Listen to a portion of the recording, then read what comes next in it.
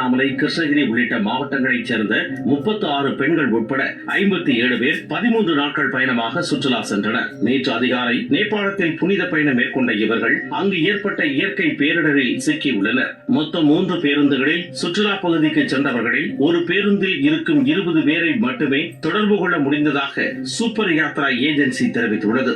மற்ற 2 பேருந்துகளும் வெள்ளத்தில் அடித்துச் செல்லப்பட்டன. அதில் பயணித்த கும்பகோணத்தைச் சேர்ந்த திருமலை ராஜன், தையல் நாயகி தம்பதி சுற்றுலாவிற்கு ஏற்பாடு செய்த ஏஜென்சி உரிமையாளரின் மகன் உமர் பாரூக் உட்பட 37 பேரின் நிலை தெரியாததால் அவர்களது உறவினர்கள் கவலையடைந்துள்ளனர். போயிருக்காங்க. போன இடத்துல என்ன ஆனாங்க ஏதுன்னு தெரியல. நேற்று பேசின வாய்ஸ் மெசேஜ் அனுப்பி விட்டாங்க. நேபாளத்துல இருந்து பேசினாங்க வாய்ஸ் மெசேஜ். இன்னைக்கு ஃபுல்லா அவங்களுக்கு நெட் போகல. முதலமைச்சர் எங்களுக்கு உடனடியா அவங்க மீட்டு கொண்டு வந்து தாழ்மையோட கேட்டுக்கிறாங்க. அதாவது நாங்க தம்பிக்கு ஒரு வண்டி தான் நாங்க தெய்வத்தை காப்பாற்றி வெட்டப்பட்டோம். அடுத்த வண்டி நாங்க திரும்பி பார்க்கும்போது அது பள்ளத்துல உருண்டதை பார்த்தோம் அப்படின்னு சொல்லி ஃபோன் பண்ணாரு.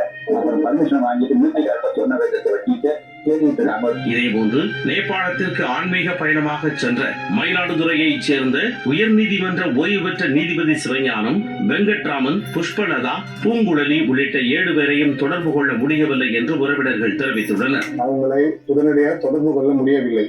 அரசாங்கம் உடனடியாக தொடர்பு எடுத்து அவங்களை எந்த நிலையில் இருக்கிறார்கள் என்பதை எங்களுக்கு உடனடியாக தெரியப்படுத்த வேண்டும். திருவாரூர் மாவட்டம் திருக்கண்ணமங்கை கிராமத்தைச் சேர்ந்த 60 வயதான கலைச்செல்வி, வடுவூரைச் சேர்ந்த பாலசுப்ரமணியம் ஆகியோரை தொடர்பு கொள்ள முடியாததால் அவர்களது உறவினர்கள் கவலையுடன் காத்திருக்கின்றனர். தாசில்தார் இளங்கோவன் கலைச்செல்வி குடும்பத்தினரிடம் விசாரணை நடத்தினார். நேற்று காலையில பேசுறாங்க.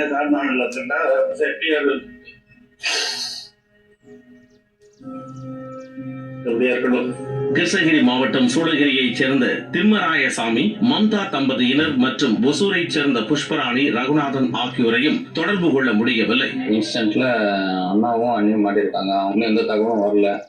அவங்களுக்கு ஏதாவது கொஞ்சம் பேசுறதுக்கு ஏதாவது கொஞ்சம் ஏற்பாடு கொடுத்தீங்கன்னா நல்லா இருக்கும். நாமக்கல் மாவட்டம் வேப்பரத்தம் பகுதியைச் சேர்ந்த ஓய்வு பெற்ற ஆசிரியை கிருஷ்ணவேணியையும் தொடர்பு கொள்ள முடியவில்லை. அவரது இல்லத்திற்கு வருவாய்த்துறை மற்றும் காவல்துறையினர் சென்று விசாரித்தனர்.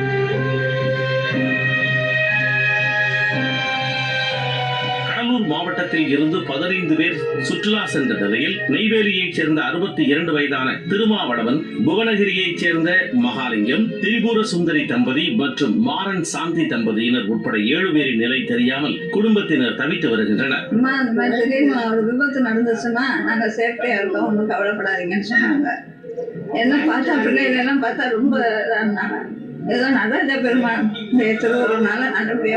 திருச்சியில் இருந்து சென்ற வள்ளிநாயகி, சிவரஞ்சனி, கற்பகம், தர்மபுரியைச் சேர்ந்த பிரேமவாணி, புஷ்பா உள்ளிட்ட 20 பேர் பாதுகாப்பான இடங்களில் தங்க வைக்கப்பட்டுள்ளனர். அவர்களை தாயகம் மீட்டு வர மத்திய மாநில அரசுகளுக்கு உறவினர்கள் கோரிக்கை வைத்துள்ளனர். தாசில்தார் சார் சொன்னாங்க, இல்ல அவங்க சேஃபா தான் இருக்காங்க, நீங்க பயப்படாதீங்க, சேஃபா தான் இருக்காங்க, சேஃபா கூட்டிட்டு வந்துருவோம் நம்பிக்கை கொடுத்திருக்காங்க.